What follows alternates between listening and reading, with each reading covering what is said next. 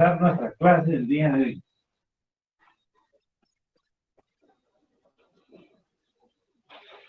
Solo voy a dar un par de minutos más para agregar a las personas que todavía se están incorporando, ¿sí? Unos 3 minutos más y empiezo la clase. En lo que los demás compañeros se me agregan, ¿sí? Vic, disculpe, que vamos a ver en el repaso de hoy. ¿Cuál es lo que vamos a ver el día de hoy? ¿Sí? Fíjate que vamos a hacer un repaso de la hoja de trabajo número 2, de ejercicios ya de su hoja 2020. Y vamos a tocar un tema sobre las propiedades, cómo resolver ecuaciones de primer grado aplicando las diferentes propiedades de los números reales. Yo creo que por ahí empezaré dando el tema de aplicación de propiedades de los números reales. Y después ya empezaré un repaso de la hoja de trabajo número 1 o bien de la hoja de trabajo número 2. Sí, lo que pasa es que yo todavía tengo problemas con la hoja de trabajo número 1, con la del cuadro matricial. ¿El cuadro matricial? Ajá. No sé cómo se hace y el cabal ese es el primer ejercicio que está en la hoja. Ah, está bueno, entonces, si quieres, miro ese problema de una vez y después en eso se agregan más personas y después ya entro al tema, ¿sí? Entonces, si quieres, voy a empezar con el tema explicándote el ejercicio número 1 de la hoja de trabajo número 1, ¿sí? Gracias.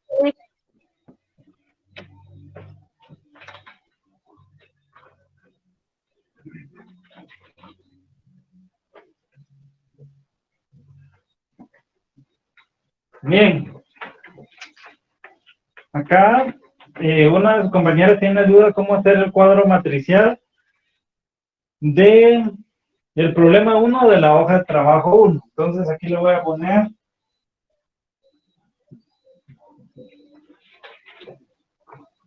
hoja número 1 y el problema es el 1. Entonces, lo primero que me dice es en un cuadro matricial situe los conjuntos vacío, unitario, finito e infinito.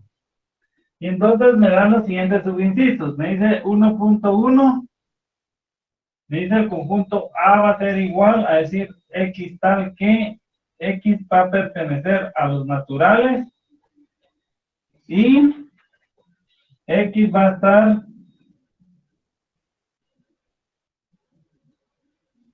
X va a ser mayor que menos 2, pero menor que 0.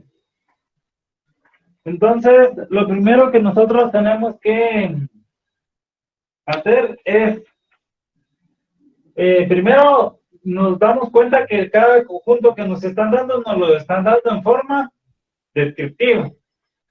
Entonces, nosotros lo tenemos que pasar, digamos, en la forma enumerativa, pero en este caso,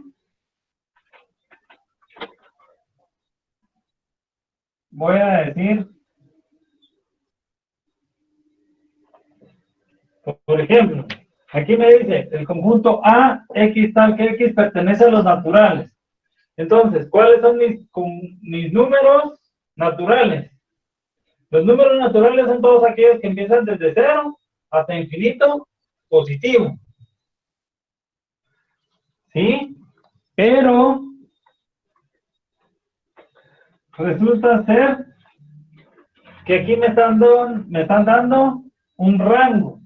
X me está diciendo que es mayor que menos 2. Aquí voy a dibujar mi recta numérica porque esto es un aquí. Aquí está mi recta numérica. Aquí va a estar el 0, aquí va a estar menos 1, aquí va a estar menos 2. Aquí va a estar el 1 y aquí va a estar el 2. Entonces, me dice que X es mayor que menos 2. O sea, va a empezar desde aquí, pero como me dice que es mayor, le voy a hacer una chuleta. Y me dice que es menor que 0. De aquí para acá es el rango donde va a estar X. Pero, como resulta ser que aquí me dice que es,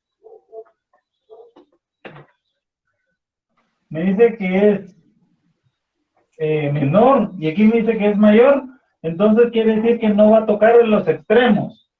No va a tocar el 0, ni tampoco va a tocar el -2. Entonces, quiere decir que aquí es un conjunto vacío. Esto es simplemente un conjunto vacío. ¿Por qué? Porque en teoría X va a pertenecer a los naturales. Para que pertenezca a los naturales, por lo menos el 0 tiene que estar incluido. Pero no lo está. Para que estuviera incluido, aquí tendría que decir menor o igual. Si fuese así, entonces aquí ya sería que A vale, en forma numerativa, sería que A vale 0. Pero como no me dice que es igual, sino que solo me dice menor, entonces simplemente no existe ningún conjunto dentro de este rango que pertenezca a los naturales. Por lo tanto, este conjunto A es un conjunto vacío. ¿Sí?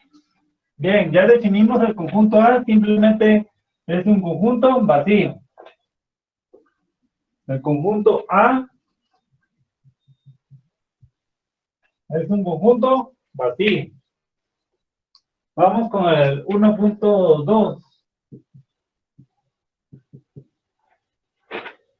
Entonces me dice X tal que X va a pertenecer a los números racionales y X va a ser menor que 0, pero mayor o igual que 1.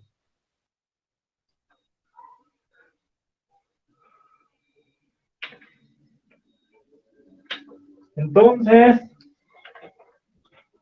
acá pasando mi conjunto de forma, aquí lo tengo en forma descriptiva y ahora lo voy a pasar a forma enumerativa. Pero, me dice que X va a ser, si tengo mi recta numérica, aquí va a estar el 0 y aquí va a estar el 1. X me dice que es mayor que 0, o sea que viene para acá. Aquí va a ser una chibola abierta. Y aquí va a ser una chibola cerrada, porque me va a decir que X es menor que 1, pero mayor que 0. Entonces, pero me está diciendo que pertenece a los racionales. Entonces, si pertenece a los racionales, todo aquí yo voy a tener fracciones. Pero resulta ser que en cada, solo desde 0 hasta 1, yo tengo infinitas fracciones. Por lo tanto, el conjunto B simplemente va a ser infinito. Entonces el conjunto B lo puedo representar como de menos infinito hacia más infinito. ¿Sí? ¿Por qué? Porque solo en este rango yo tengo infinitas. Solo que aquí no lo voy a representar de esta manera. No lo voy a representar así. Simplemente voy a decir que aquí yo voy a tener infinito. ¿Sí? Solo de 0 a 1 yo tengo infinitas fracciones. ¿Sí? Vamos con el inciso C. Lo único que estoy haciendo es pasando de forma descriptiva a forma numerativa. Entonces aquí me dice que X tal que X es múltiplo de 2 y de 4. Pero X va a ser menor que 6, menor o igual que 6, pero mayor que 4. Eso es lo que me dice mi conjunto C.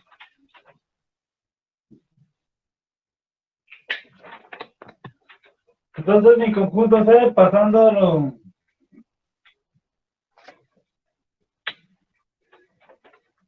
Aquí me dicen, X tal que X es un múltiplo de 2 y de 4. Cuando me dice que es múltiplo, lo único que está refiriéndose es que es divisible dentro de esos números, pero me está dando un rango. Me dice que X es mayor que 4, entonces mayor que 4, pero no me es igual, entonces puede ser un 5 y puede ser un 6. ¿Verdad que sí? Entonces tengo, por ejemplo, en este rango tengo desde el 4, 5 y 6. Mayor que 4, pero el 4 no se cuenta el siguiente, sería el 5 y el 6. Y que sea múltiplo de 2 y de 4.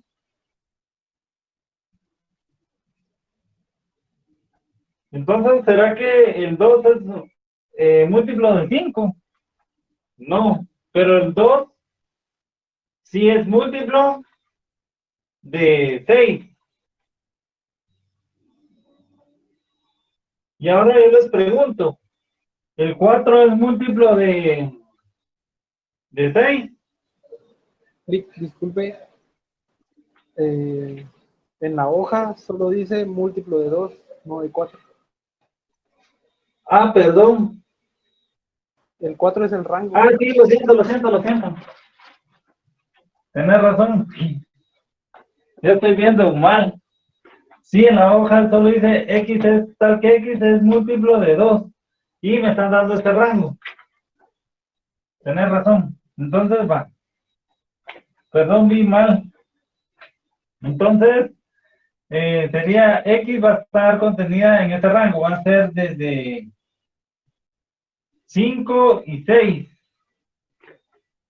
Pero números que sean múltiplos de 2, el 5 no es ningún múltiplo de 2, porque el 5 no se puede dividir entre 2, pero el 6 sí. Entonces, prácticamente, simplemente el conjunto C es el número 6.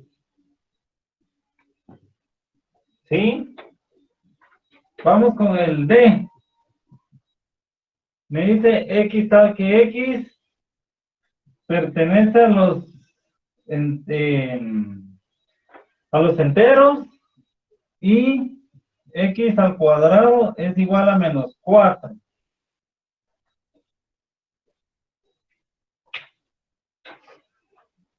Y entonces aquí podemos decir que el inciso D es conjunto vacío.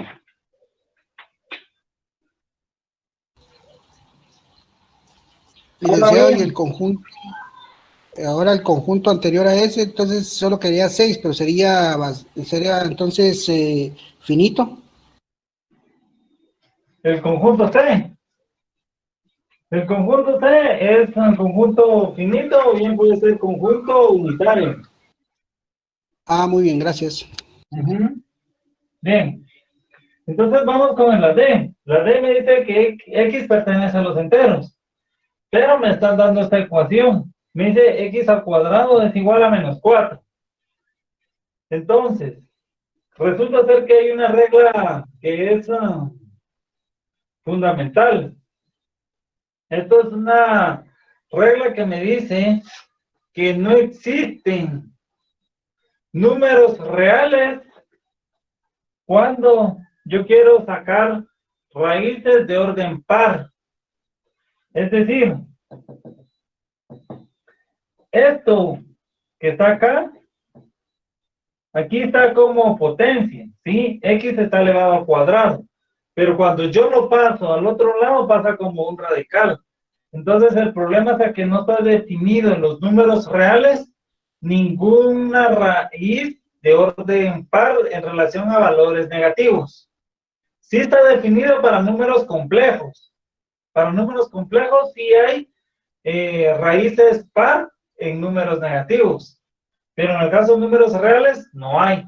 Por lo tanto, el conjunto D es conjunto vacío, porque no existe ningún número que cumpla esta ecuación. El conjunto E. El conjunto E me dice, aquí me pone puntos suspensivos, después me dice 0, 1, 2 y 3. Pero desde el punto de vista que me está poniendo puntos suspensivos aquí, ya sé que hay muchos números atrás de eso que no los conozco. Por lo tanto, ahí es conjunto infinito.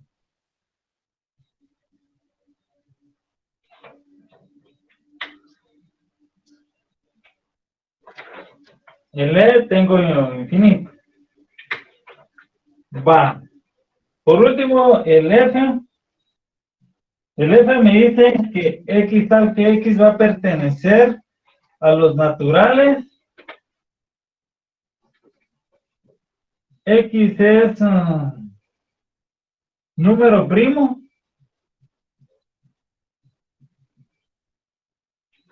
Y X va a ser menor que 13. Entonces, me dice que X va a pertenecer a los naturales. Entonces, ¿cuáles son los números naturales? Desde el 0 hasta el infinito positivo, pero aquí ya me está dando un rango, que X es menor o igual que 13. Entonces, ¿cuáles son los infinitos? ¿Cuáles son los números primos? Sería el 1, es un número primo.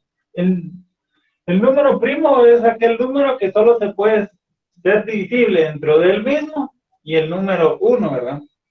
Ese es el número primo.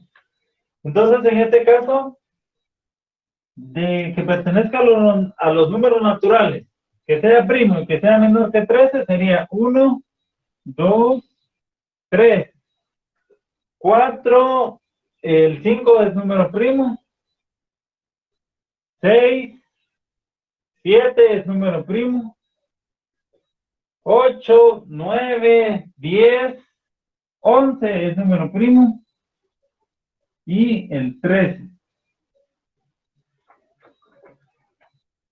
Entonces, bien, ahí por lo menos ya tengo un panorama de todos los conjuntos que están en forma descriptiva, ya los interpreté y ya los pasé.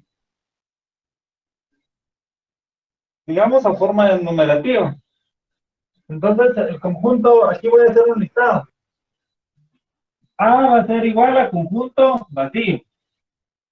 B va a ser a infinito. C va a ser igual a, solo tiene un valor, que puede ser finito o puede ser unitario porque solo tiene un elemento. En este caso aplicaría más el conjunto unitario. Conjunto D va a ser igual. ¿Me manda? No puedo ver hasta ahí. No puedes ver hasta ahí. Va. Voy a borrar. Voy a borrar y lo voy a escribir. Aquí puedes ver.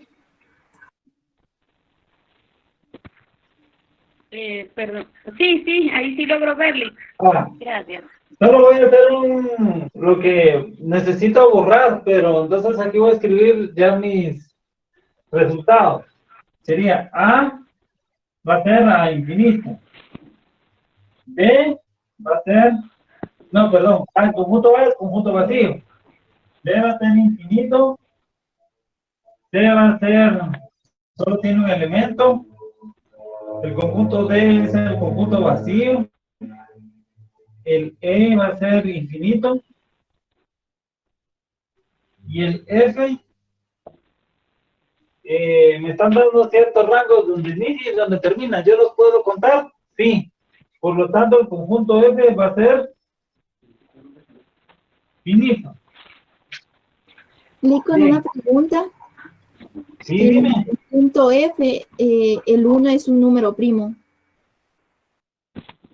Sí, porque solo se puede dividir entre el mismo y entre de uno, ¿no?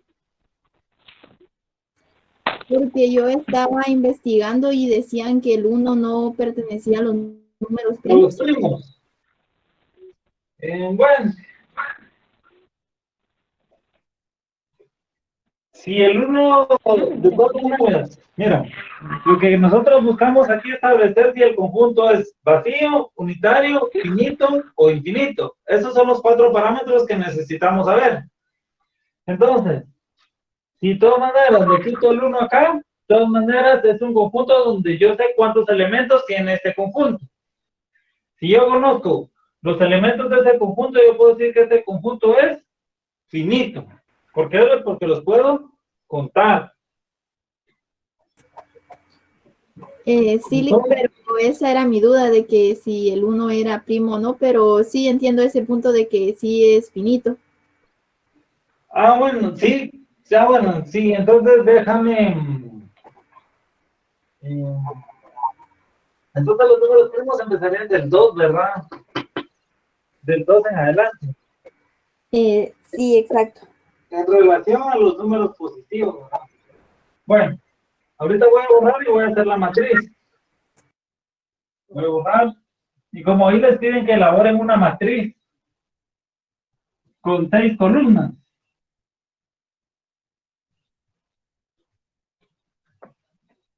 Entonces, como les están pidiendo una matriz,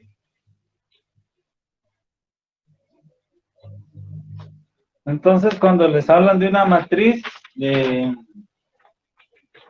6 columnas, primero vamos a poner aquí el conjunto.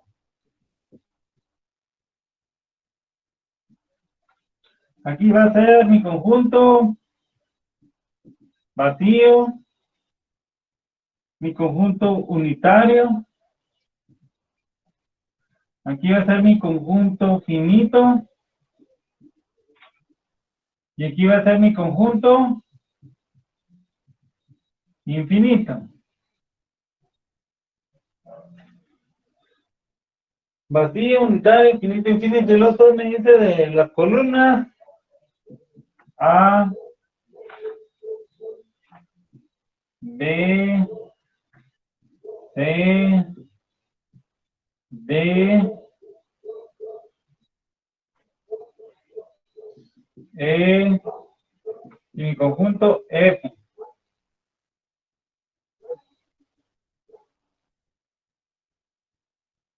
Entonces esa es mi matriz. Entonces lo único que yo, como ya establecí los valores, entonces simplemente A es conjunto vacío. El B es conjunto infinito. El C es un conjunto unitario. Pero también puede ser conjunto infinito. Sí, perdón, conjunto finito, porque yo puedo contar que hay un elemento. Pero según la definición le aplicaría más conjunto unitario. Conjunto D me dice que es vacío. El conjunto E me dice que es infinito. Infinito. Y el conjunto F me dice que es un conjunto finito. Y ya establecí mi matriz.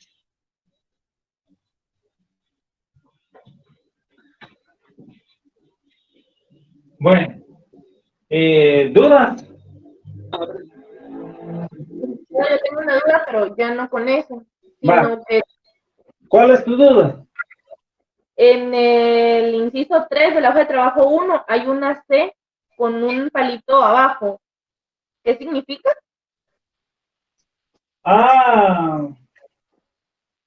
Eso no les dije que lo investigaran. Bueno, miren pues. Cuando yo les pongo este símbolo y tiene una rayita aquí, ¿qué quiere decir esa rayita? Por ejemplo, él me dice que es menor o igual. ¿Verdad que sí? Y entonces, aquí me dice el contenido o igual. O sea, si está contenido, pero no siempre con el conjunto que está contenido, no necesariamente tiene que ser igual, ¿verdad? ¿Sí? Pero yo eso sería de preguntar, de que ustedes investiguen si realmente lo que les estoy diciendo es cierto o no es cierto. Lo que sí es cierto es que la C es contenido. Entonces me está diciendo si los elementos están dentro del conjunto, del otro conjunto.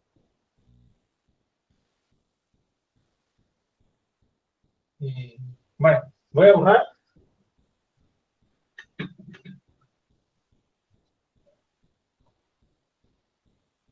¿Alguien más tiene alguna duda de la hoja de trabajo 1?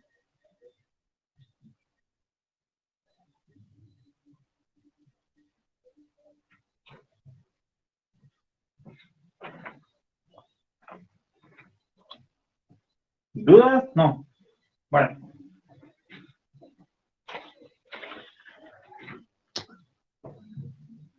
Entonces, antes de hacer un repaso general de su hoja de trabajo 1 y hoja de trabajo 2, el día de hoy vamos a ver un tema que no lo hemos visto, que es la aplicación de las propiedades de los números reales en despeje de ecuaciones de primer grado, ¿sí? Y entonces tenemos ciertas propiedades que aplican a los números. Les voy a decir las más comunes. Propiedades. Número 1.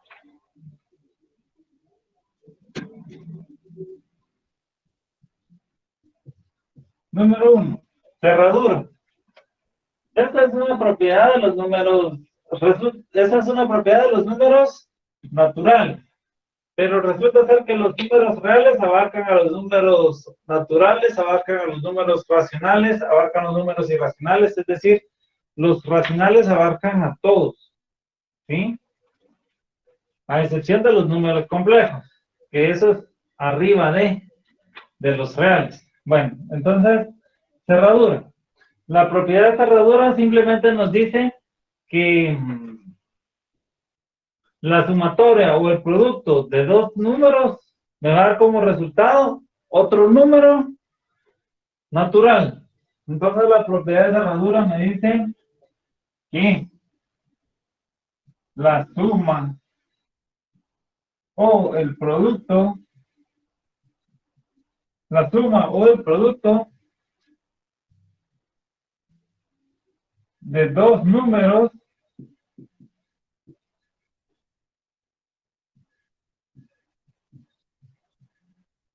naturales da como resultado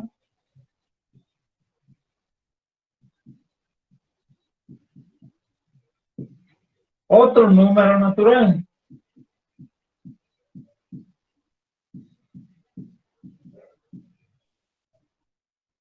Otro número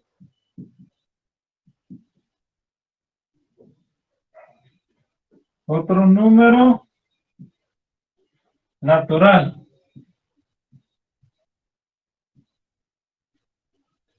La sumatoria o el producto de dos números naturales da como resultado otro número natural. Es decir, por ejemplo, tengo 2 más 3, sería 5. Entonces, aquí estoy sumando un número natural con otro número natural, por ende, mi resultado va a ser otro número natural. Si yo tengo, por ejemplo, este 3 es un número natural, se está multiplicando con otro número natural, entonces, por ende, su resultado va a ser otro número natural. Vamos con la segunda propiedad. Conmutativa.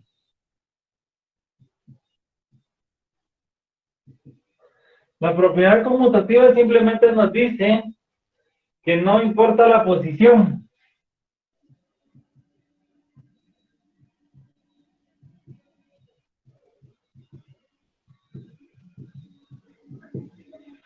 Esto solo no importa la posición o los factores. Es decir, muchas veces nos han dicho que el orden de los factores no altera el producto. Se está refiriendo a la propiedad conmutativa. Es decir, no importa cómo yo los coloque, siempre me va a dar el mismo resultado. Después tenemos otra que se va a llamar elemento neutro. Elemento neutro. En este caso, cuando me refiero al elemento neutro, tengo dos casos. Tengo un caso en la sumatoria, en la suma, y tengo un segundo caso en el producto. Entonces, el elemento neutro lo que me está diciendo es que cualquier número sumado o multiplicado por ese número no me va a afectar en nada a mi expresión. Entonces, en el caso del elemento neutro de la suma, es el cero. ¿Por qué? Porque todo número sumado o restado con el cero me sigue dando el mismo número. El elemento neutro en el producto o en la multiplicación es el número 1. Cualquier número que esté multiplicado por el 1 o dividido dentro de 1 sigue siendo el mismo número. Vamos con el cuarto.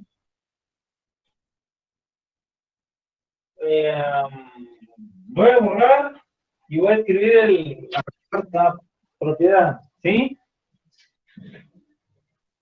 Para que ocupar el espacio.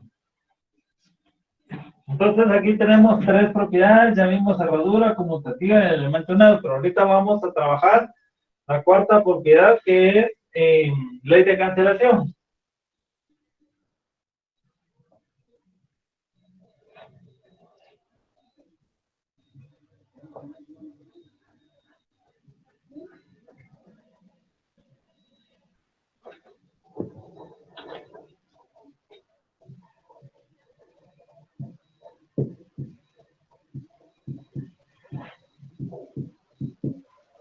Ley de cancelación. La ley de cancelación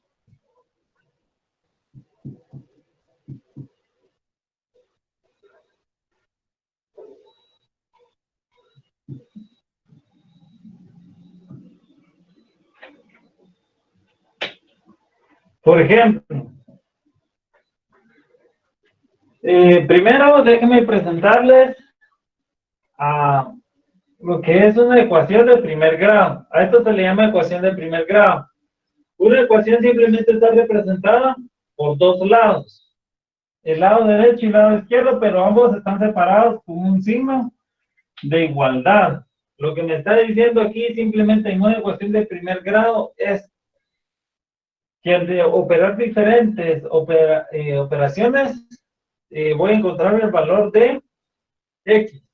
¿Por qué se dice que es ecuación de primer grado? Porque el exponente que afecta a la variable es 1. Si el exponente fuera un 2 o fuera un 3, ya deja de ser ecuación de primer grado y se convierte en ecuación de segundo, tercer y cuarto grado y así sucesivamente. Entonces, en el caso de la ley de cancelación, en el caso de la suma, correcto, me dice que si yo tengo el mismo coeficiente, el mismo número, pero están con el mismo signo, pero uno está del lado derecho y el otro está del otro lado de la igualdad, estos se van a cancelar. A esto se le llama ley de cancelación cuando yo tengo una operación de sumatoria resta. Ahora, ¿por qué se me va a cancelar? Simplemente porque cuando yo despeje la variable X, es decir, despejar quiere decir dejar aislar solo la variable. Eso es lo que me refiero. Y todos los números y operaciones que estén alrededor o estén afectando a la variable, los tenemos que pasar hacia el otro lado. Pero cuando pasa hacia el otro lado, pasa con el signo opuesto, o la operación opuesta a la que está haciendo. En este caso, el 3 se está sumando con la X. Cuando pasa al otro lado, va a pasar con su signo opuesto. Aquí es positivo, entonces cuando pasa al otro lado va a ser negativo. Pero, eso es cuando ya aplicamos la cancelación. Pero en este caso, cuando nos damos cuenta que tiene el mismo signo, pero están en lados opuestos de la igualdad, entonces los cancelamos de una vez. Va. Ahora vamos, ¿qué pasa con el producto?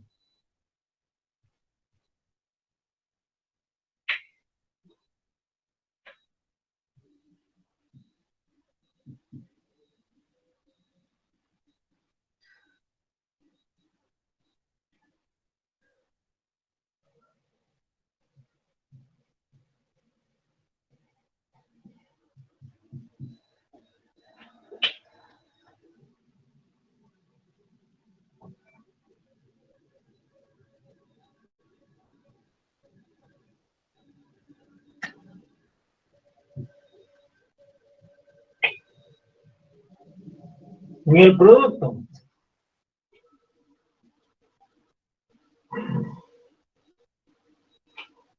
Resulta ser, voy a ponerlo un poquito más para que se logre distinguir, para que me entiendan. En el caso del producto, si yo veo que un número está efectuando un producto y del otro lado está efectuando el mismo producto, pero son el mismo coeficiente, entonces yo los puedo cancelar. Pero yo puedo hacer esta cancelación media vez, no existe ningún signo de sumatoria o de resta que me esté afectando a mi expresión. Es decir, solo tienen que haber multiplicaciones y divisiones. Si en caso hubiese alguna sumatoria o resta, yo no puedo cancelar. Entonces, en este caso, por ejemplo, este 3 y este 3, ambos se están multiplicando, entonces, por lo tanto, se me va a cancelar. Y no es que se me cancele, simplemente se me convierte en la unidad. Porque, por ejemplo, este 3 se está multiplicando el 1. Pero cuando pasa hacia el otro lado de la expresión, pasa a dividir. Entonces, el mismo 3 dividido 3 me da la unidad. No es que se me cancele, simplemente se me convierte en la unidad. Bien, voy a borrar. Y ahora voy a poner sería el número 5, que sería el simétrico aditivo.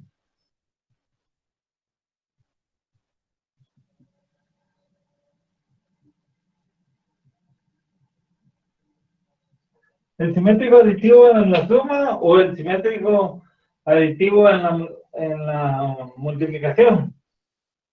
Entonces, en el caso del simétrico aditivo, simplemente me está diciendo que todo número tiene su contrario. Por ejemplo, 3 positivo y menos 3. El 3 es simétrico aditivo del menos 3 y el 3 es simétrico aditivo de 3. ¿Por qué? Porque al sumar ambos se me hace 0. ¿Sí? A esto se le llama simétrico aditivo, es decir, el número que me hace 0 a mi expresión. Bueno, entonces esas serían las propiedades más importantes. Ahorita vamos a aplicarlas en relación a despejar ecuaciones de primer grado, pero aplicando propiedades.